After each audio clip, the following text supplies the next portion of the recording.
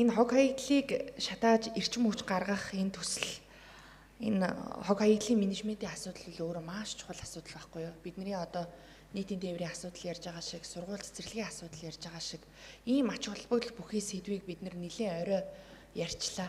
Цагийн хувьд нэлээд сэтгүүлчид олон нийтийн анхаарлыг татаж иргэдээс хамгийн их дэмжлэг авах түрүүн одоо хотын дарга хэлсэн шиг тийм мэс зүсэж байгаа их чухал сэдв, чухал ажил. За энэ ажлыг бол хувь төлөөлөгчийн хувьд дэмжиж байгаа. За тэгээд бас судлаад ингээд үзлээ л дээ. Тэгэхээр үндсэндээ хог хаягдлыг шатааж эрчим хүч гаргах үйлдвэрийн төсөл энэ одоо арга хэмжээ нь өөрөө олон улсад одоо ямар давуу байдлыг бий болгож ямар сул талыг бий болгодог вэ гэхээр давуу тал нь мэдээж хог хаягдлын одоо байгальд хортой нөлөөг багасгах нь мөн эрчим хүчийг үйлдвэрлэнэ гэд энэ хоёр гол зүйлийг давуу тал болгож онцолж байгаа. За дэлхийд Швед, Япон улсын жишээ туршлагаар бол хамгийн одоо амжилттай энэ төслийг хэрэгжүүлж байгаа. За тэгээ энэ нь мэдээж тухайн улс орны хувьд хог хаягдлын менежментээ маш зөв хийсэн. Дээр нь иргэдийн ухамсар маш өндөр байсан хог хаягдлаа маш сайн ялгаж чадсан гэж ингэж харагдаж байгаа. За сул талын хувьд бол хоёр зүйл байгаамаа. Тэр нь юу вэ гэхээр хортхий ялгаруулах магадaltaй учраас өндөр өртөгтэй шүүлтүүр шаарддаг. Тэгэхээр тухайн одоо үйлдвэрийн процессыг явуулах, үйлдвэрлэлийг явуулах компани эдийн засгийн хувьд маш хүчин чадалтай байх шаардлагатай гэсэн ийм сул тал гарч ирж байгаа. За тэгээд бид нэг 2 сая гаруй тонн хогийг нэг жилдээ гаргаж байна. За Баянзүрх дүүргийн 19-р хороонд цагаан давааны хогийн цэг байдаг. За энэ хогийн цэг орчмын иргэдтэй уулзаад 19-р хорооны иргэдээс байнга ирдэг гомдол нь цагаан давааны хогийн цэгтэй холбоотой гомдол байгаа.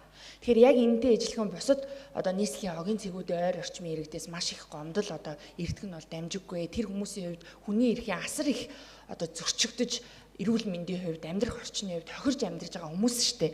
Тэгэхээр одоо жишээ нь цагаан давааны хогийн цэг саяны даваа талын орлогчийн танилцуулсан танилцуулга дээр жилд нэг 500 орчим тонн хог хаягдл ингээд тэнд хуримтлагдаж хаягддаг гэж байна. Тэгвэл бидний энэ одоо хэрэгжүүлж байгаа төсөл нь өөрөө жилд 350 мянгаас 400 мянган одоо тонн хог хаягдлыг шатааж 34 мегаватт эрчим хүчийг үйлдвэрлэнэ гэсэн ийм тооцоолол гараад байгаа юм байна. Тэгэхээр энэ бол өөрөө маш үр дүнтэй ийм төсөл байгаа. Тэгээ мэдээж өмнө бид нар бас захирагчийн ажлын албанаас Бацөрөг дарга танилцуулж ирсэн нэг төсөл байгаа. Аюултай хог хаягдлыг боловсруулж одоо устгах, аюултай хог хаягдлын тэр одоо зэрэглэлийг нь бууруулах гэдэг яг тэр төсөл шиг ийм үр дүнтэй чухал төсөл орж ирж байна гэж харж байна. Тэгэхээр энэ ажлыг бид нар олон нийтэд маш сайн сурталчлах хэрэгтэй ийм чухал ажлыг хийж байгаа. Энэ өөрөө нийслэлийн Монгол Ардын намын мөрийн хөтөлбөр дээр ч байсан, улс орны хөгжлийн урт богино хугацааны мөрийн хөтөлбөрүүд дээр бас тодорхой хэмжээнд тусгагдаад явсан ийм чухал асуудал гэж харж байгаа. За асуултын хувьд нэгдүгээрт яг энэ одоо шатаах процесст орохын тулд ямар хог хаягдл одоо энэ шатаах процесст орж эрчим хүч ялгаруулдаг гэж авч үзэж байна вэ гэхээр биологийн задралгүй хог хаягдл. Хоёрдугаар дахин боловсруулах боломжгүй ийм хог хаягдлыг шатааж эрчим хүчийг гаргана гэсэн ийм одоо судалгаа байдаг юм байна.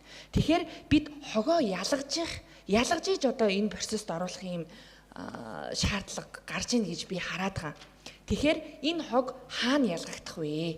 Бид ялгах уу аль эсвэл энэ процессыг тухайн одоо шалгарсан компани нь ялгах уу? Энэ өөрөө их чухал. За хоёрдугаарт нь шалгарсан 4 компанийн хувьд эдийн засгийн одоо хүчин ямар вэ? Мөн одоо туршлагын хувьд ямар байгаа вэ гэдгийг бас тодорхой одоо яг онцлоод хариулаад өгөөч гэж хүсэж байна.